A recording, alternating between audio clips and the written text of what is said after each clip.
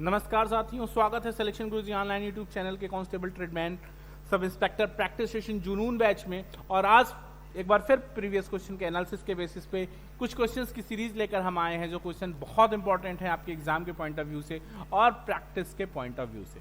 Start करते हैं आज का सेशन और एक मोटिवेशनल कोट के साथ कि सफलता एक दिन में नहीं मिलती, सफलता एक दिन में नहीं मिलती, लेकिन मेहनत करने वालों को एक दिन मिलती जरूर है। तो निश्चित रूप से success is not a journey of a single day, success is a journey of a practice and long spending days.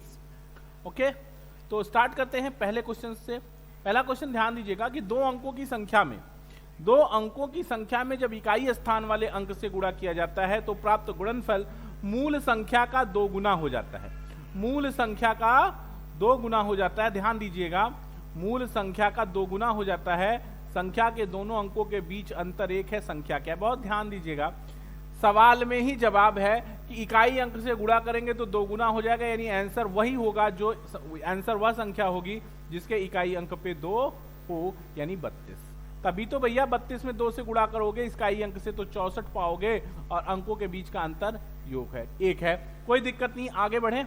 अगला क्वेश्चन ध्यान दीजिएगा, कह रहे हैं कि 20% वार्षिक ब्याज की दर से 20% वार्षिक ब्याज की दर से 1000 रुपए के 3 वर्ष का चक्रवृद्धि ब्याज क्या होगा। अगर चैनल पे नए हैं तो चैनल को सब्सक्राइब कर लीजिए और शेयर कर दीजिए इसको अधिक से अधिक लोगों तक, ताकि अधिक से अधिक बच्चे इसका लाभ ले सकें। कंपाउंड इंटरेस्ट का मास्टर स्ट्रोक ट्रिक है आपके पास। 1000 रुपया है, 20% 3 साल के लिए निकाल लो। 20% का मतलब होता है 1/4, 5 दूनी 10, ये 200 हो गया। फिर 200 का 1/5 40 हो गया, और फिर 40 का 1/5 कितना हो गया? 8 हो गया। और फिर 3 1 से गुणा कर देना है आपको, तो ये हो जाएगा 600 प्लस 120 और प्लस 8 बराबर हो जाएगा ये 728, 728। यहाँ पे कोई ऑप्शन नहीं है तो इसमें से कोई नहीं इसका आंसर होगा। बहुत सिंपल सवाल है। कंपाउंड इंटरेस्ट का ये सबसे बेहतरीन ट्रिक है। जितना परसेंट आपको रेट दे मूलधन का, जितने बार आपको, जितने साल के लिए, जितने वर्ष के लिए आपको निकालना हो, उतनी बार उसका उतना परसेंट निकालते चले जाइए। और उसके बाद 3 साल का मामला है तो 3 1, 2 साल का मामला है तो 2 1, 4 साल का मामला है तो 4 6 4 1 से गुणा कर लीजिए, आपको आंसर मिल जाएगा। फिर से मैं बता दूं, 2 साल के लिए 2 1, 3 साल के लिए 3 1 और 4 साल के लिए 4 6 4 1, इससे गुणा करते हैं। आगे बढ़ते हैं। अगर आपको कहीं कोई दिक्कत है किसी भी चैप्टर में, कंपाउंड इंटरेस्ट के ही सवाल में अगर आपको दिक्कत है तो आप हमारे चैनल का चैप्टर वाइज कंटेंट देख लीजिए, वहां आपको बहुत बेहतरीन तरीके से चैप्टर को क्लियर किया गया है। कह रहे हैं कि अब्दुल 470 रुपए कीमत वाली एक जोड़ी जूता खरीदता है। यदि 7% बिक्री कर है तो उसके द्वारा जूते की कुल धनराशि, दी गई धनराशि दी जाएगी। तो ध्यान दीजिएगा, बहुत सिंपल सवाल है, बहुत सिंपल सवाल है, एकदम घबराने की जरूरत नहीं है। देखो कैसे करते हैं। बहुत बेहतरीन काम ये है ना कि ये सीखना है कि हम सवाल को टैकल कैसे करते हैं। सवाल आता सबको है, बट टाइम बहुत मैनेजमेंट बहुत मैटर करता है कॉम्पिटिटिव एग्जाम में। तो how to tackle the question within minimum time. तो 170 का 7% अधिक, 7% बिक्री कर है तो 470 का 107% आपको देना है। 100 से काट लीजिए और 7 7 49 यानी 9 आएगा, और 10 का 1 दशमलव लगेगा, यानी ऑप्शन में जहां 9 दिखे दशमलव के बाद 9, वही ऑप्शन करेक्ट है। ये आंख बंद करके आप 502.9 लिख लो, ऑप्शन से ही आप ये क्वेश्चन कर जाओगे, आपको गुड़ा उड़ा करने की जरूरत ही नहीं पड़ेगी। बात को समझ गए? 470 है, 470 का 107% निकालना है तो 100 से खत्म हो जाएगा, और 7 का 7 में गुणा करेंगे तो 49 हो जाएगा, और एक अंक दशमलव नीचे के 10 से लगेगा तो 0.9 आएगा। ठीक है, आगे बढ़ते हैं। अगला क्वेश्चन, राम एक दिन में एक काम का 1/3 भाग कर सकता है, तो वह पूरा काम कितने दिन, वह पूरे काम को कर लेगा? सीधा सवाल है, एक दिन में 1/3 काम, तो पूरे काम को करने में उसे 3 दिन लगेंगे, कोई दिक्कत ही नहीं है। अगला क्वेश्चन ध्यान दीजिएगा कि 60 लीटर पानी एवं अल्कोहल के मिश्रण का अनुपात 2:1 है। इसमें कितना अल्कोहल मिलाया जाए कि अनुपात 1:5 हो जाए? सिंपल सा सवाल है, सॉल्व करने की कोशिश करते हैं हम लोग। बहुत ही आसान सवाल मिश्रण का ये, और आपको दे रहे हैं कि 60 litre mixture of water and alcohol, जिसमें वाटर का कंटेंट 2 है यानी 40 है, और अल्कोहल का कंटेंट कितना है? 20 है। कह रहे हैं इसमें कितना अल्कोहल मिलाएं कि रेशियो 1:5 हो जाए, यानी 1 और 5 हो जाए। 1 और 5 का मतलब क्या है, यहाँ तो कुछ भी नहीं मिला रहे हो वाटर, तो 0, यानी ये 40 बराबर कितना 1 हो जाए। तो अगर 40 बराबर 1 है गुरु, तो 5 बराबर कितना होगा 200, और 200 में से 20 ही अल्कोहल है, आपको तो मिलाना कितना पड़ेगा 200 लाने के लिए, 20 को 200 करने के लिए कितना जोड़ना पड़ेगा 180 लीटर अल्कोहल मिलाना पड़ेगा। फिर से बात को समझ लो कि 60 लीटर का मिश्रण है, 2 भाग पानी है, 1 भाग अल्कोहल है, यानी 40 लीटर पानी है, 20 लीटर अल्कोहल है। कह रहे कि कितना अल्कोहल मिलाएं कि अनुपात 1 संबंधी 5 हो जाए, यानी वाटर मिलाना ही नहीं है, तो 0 वाटर ऐड किया और 40 हो गया। 40 1 है तो अल्कोहल 5 होने के लिए 200 चाहिए, और 200 होने के लिए 20 लीटर अल्कोहल है आपके पास, 200 लीटर अल्कोहल होने के लिए 180 लीटर अल्कोहल मिलाना पड़ेगा। ये आपका आंसर हो जाएगा। अगला सवाल आइएगा, बहुत बेहतरीन सवाल है, डर सकते हैं बच्चे देखकर क्वेश्चंस को, इस क्वेश्चन को एग्जाम में, लेकिन एकदम घबराने की जरूरत नहीं है, बहुत बहुत आसान सवाल है। क्या है इसको देख लो, ये क्या है, इसको मान लो ये a है, और इसको मान लो ये 7.14 क्या है, ये b है। तो a क्यूब प्लस यहां पे क्या दे रहे हैं 60 इंटू a इंटू बी। अब ये 60 क्या है, देखो 60 क्या है 2 into a b into a plus b है। देखो अभी मैं बताता हूं, अब प्लस ये बी स्क्वायर है। मैंने क्या कहा, इसको a मान लो और इसको b मान लो, ठीक। ये क्या है a है और ये क्या है b है। तो a cube plus b cube, a और b, देखो a और b, a प्लस b कितना हो गया 20 हो गया, और 20 त्याई ये 60 है, ये 60 हो गया, और 60 में देखो ये 3ab है,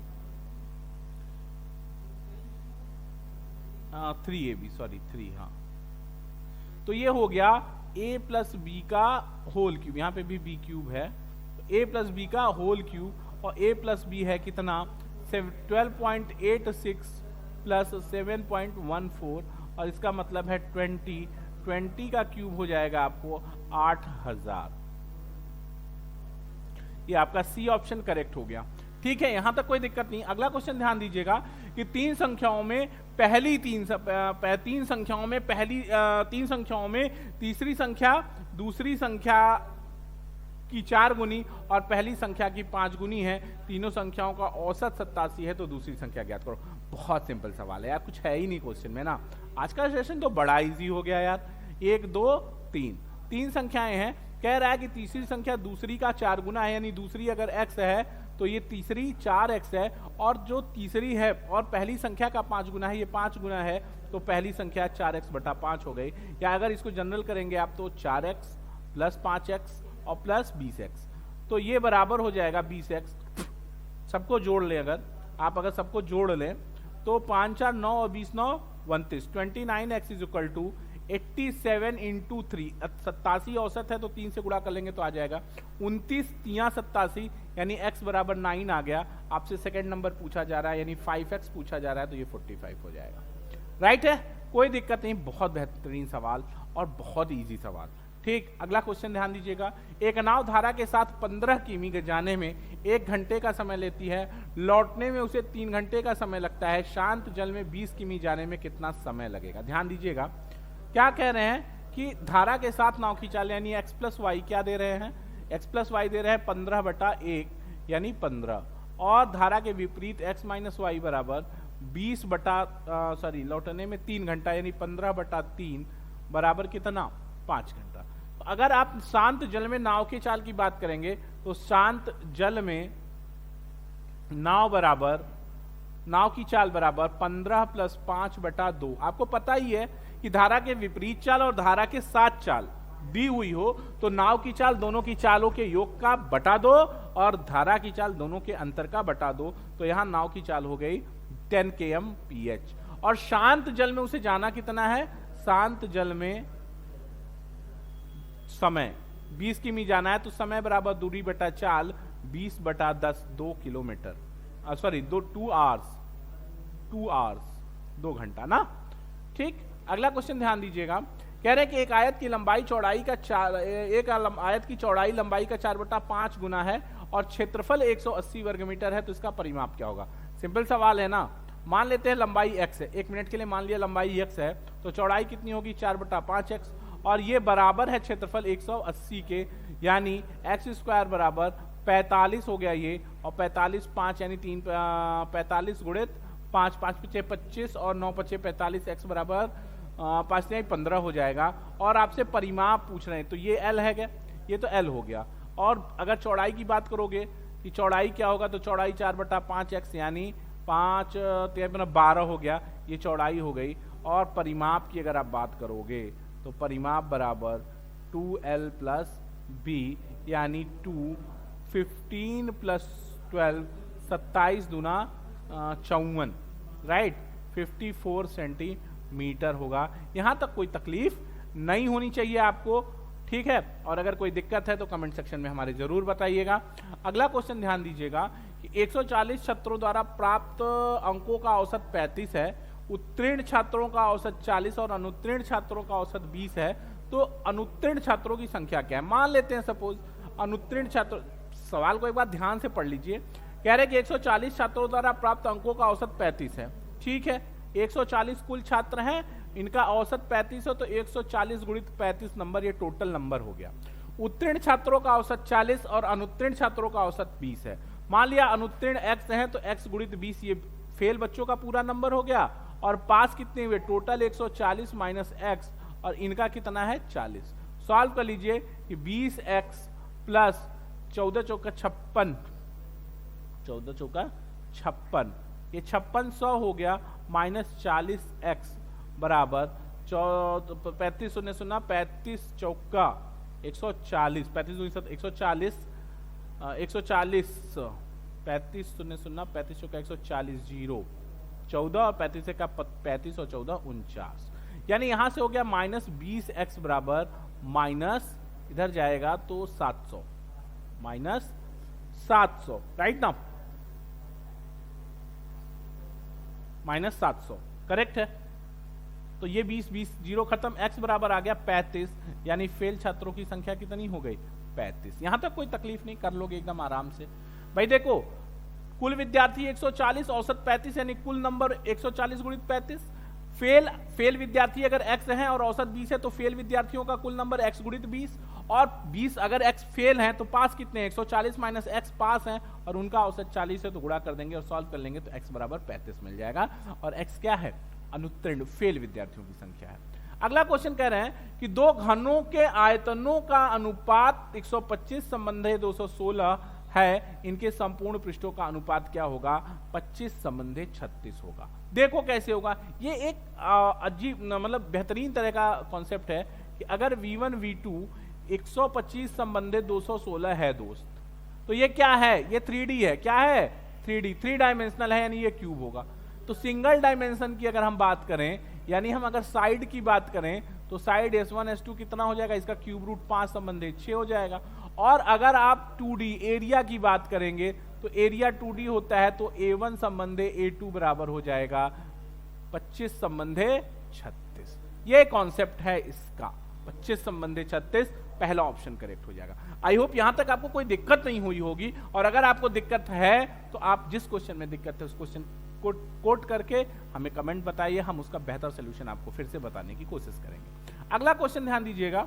अगला क्वेश्चन कह रहे हैं कि यदि एक गांव की जनसंख्या 5000 थी, एक वर्ष में पुरुषों की जनसंख्या में 10% तथा स्त्रियों की जनसंख्या में 4% की वृद्धि हुई, यदि कुल जनसंख्या पर 7% की वृद्धि हुई, तो गांव में पुरुषों की संख्या क्या है। ध्यान से सवाल एक बार पढ़िएगा कि एक गांव की जनसंख्या 5000 थी, बहुत सिंपल सी बात है।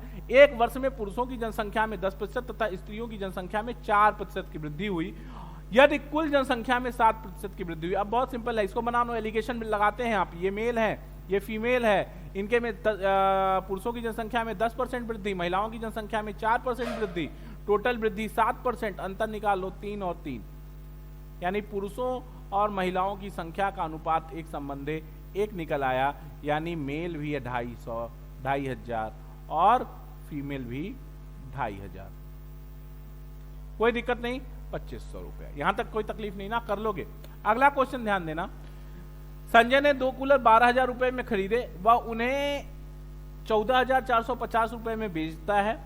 यदि उसे पहले पर 25% लाभ और दूसरे पर 15% लाभ हो, तो 25% के लाभ पर बिके कूलर का क्रय मूल्य ज्ञात कीजिए। बहुत आराम से क्वेश्चन को करने की जरूरत है, समझने की कोशिश करना।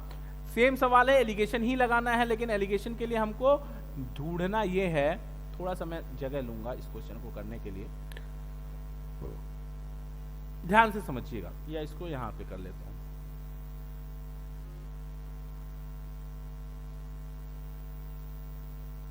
ठीक है, यहां तक कोई दिक्कत नहीं, पढ़ तो पा ही रहे होंगे आप, पढ़ पा रहे हैं? ठीक है, नहीं पढ़ पा रहे हैं तो एक बार नोट कर लीजिए वीडियो को रोक के। ठीक, कह रहे कि 12,000 रुपए में खरीदा और 14,450 में बेचा, तो मुझको एक बात बताओ कि एग्रीगेट प्रॉफिट कितना हुआ, actual total profit. Total profit बराबर हो गया 2,450, 12 दो 14 बटा 12,000 गुणित 100। सॉल्व कर लेंगे, तीनों जीरो खत्म हो जाएगा, ये बचेगा आपको 245 बटा 12%। अब देखो, पहला कूलर 25% लाभ पर बिका है और दूसरा कूलर 15% के लाभ पर बिका है, और टोटल प्रॉफिट है 245 बटा 12। क्लियर है? 245 बटा 12। जब इसको आप सॉल्व करते हो कि 15 बराम 180 और 180 तो ये हो जाता है 45 20 65 बटा 12, और इधर इसी तरह से हो जाता है 55 बटा 12। ठीक है, 55 बटा 12, कोई दिक्कत? 55 बटा 12 यानी 13 संबंधे 11 का अनुपात आता है। 25% प्रॉफिट वाला जो है 25% प्रॉफिट पर जो बिक रहा है वो है 12,000 गुणित 11 13 कितना हो गया 24 बटा 24 गुणित 13, तो 12 दूनी 24 2 और ये 500 और ये हो गया आपका 6,500। ये आपका ए ऑप्शन करेक्ट हो गया। ठीक है, एलिगेशन लगा लिया सिंपल भाई, एक 25% पे था, एक 15% पे था, लेकिन पूरे बिजनेस पे प्रॉफिट कितना हुआ 245 बटा 12%, तो 25% वाला जो था वो 13 और जो 15% वाला था वो 11। क्लियर है इतनी बात? अगला सवाल ध्यान दीजिएगा। 3,000 रुपए को 2 भागों में उधार दिया गया। 3,000 रुपए को 2 भागों में उधार दिया गया। पहले भाग को 8% वार्षिक दर पर 4 वर्ष के लिए तथा दूसरे भाग को 6% वार्षिक दर पर 5 वर्ष के लिए उधार दिया गया। यदि दोनों भागों में साधारण ब्याज में 8 संबंधे 5 का अनुपात हो तो पहला भाग क्या है? सिंपल सा सवाल है, समझने की कोशिश करना, बहुत ही आसान सवाल है और इस सवाल को आप बहुत इजी तरीके से सॉल्व कर सकते हैं। मैं सोच रहा हूँ इसको होमवर्क छोड़ दूं, लेकिन सॉल्व ही कर देता हूँ, बता देता हूँ आपको। कह रहे हैं थोड़ा सा समझने की कोशिश करिए। 3,000 रुपए को 2 भागों में, मान लिया पहला भाग x है, 8% की दर से 4 साल के लिए दिया गया, बटे 100, ये कट जाएगा उससे, आगे क्या है? दूसरा भाग क्या होगा? 3,000 माइनस x, क्या कितना है भैया? 6% 5 साल, 6% 5 साल, और जो ब्याज का अनुपात है वो 8/5 है। 5 5 से खत्म हो जाएगा, 8 8 से खत्म हो जाएगा, ये 2 हो जाएगा और ये 3 हो जाएगा, यानी 2x is equal to 9,000 minus 3x, या यूं कह सकते हैं कि 5x बराबर 9,000 या x बराबर 1,800, x बराबर 1,800। तो पहला भाग क्या है? तो पहला भाग कितना है? सॉरी 3 2 5 18 25 90,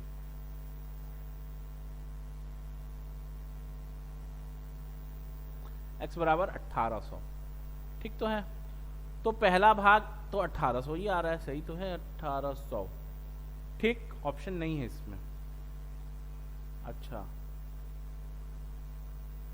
ठीक है, 1,800 आपका आंसर होगा, कोई दिक्कत नहीं, कर लोगे। ठीक है, अगला क्वेश्चन ध्यान देना। कह रहे हैं कि तो सेम क्वेश्चन रिपीट हो गया। देखिए यहाँ पे है ये क्वेश्चन, देख रहे हैं 3,000 रुपए को 58, ये ऑप्शन किसी और का कलेक्टर, ये देखो इस वाले सेशन में देखो यहाँ पे सेम क्वेश्चन रिपीट है और यहाँ ऑप्शन सही लगाया गया है, ऑप्शन सही लगाया गया है, तो आप वहां से सॉल्व कर लीजिएगा। ये ऑप्शन आपका 1,800 सी ऑप्शन करेक्ट है। समझ रहे हो ना? x गुणित क्या? x गुणित 8 गुणित 4 बटा 3,000 माइनस x गुणित 6 गुणित 5, 6 गुणित 5 बराबर 8 बटा 5, 5 5 से खत्म 8, 8 से खत्म ये 2 हो गया, ये 3 हो गया, और सॉल्व कर लेंगे तो x बराबर 1,800। ठीक है, अगला सवाल ध्यान दीजिएगा।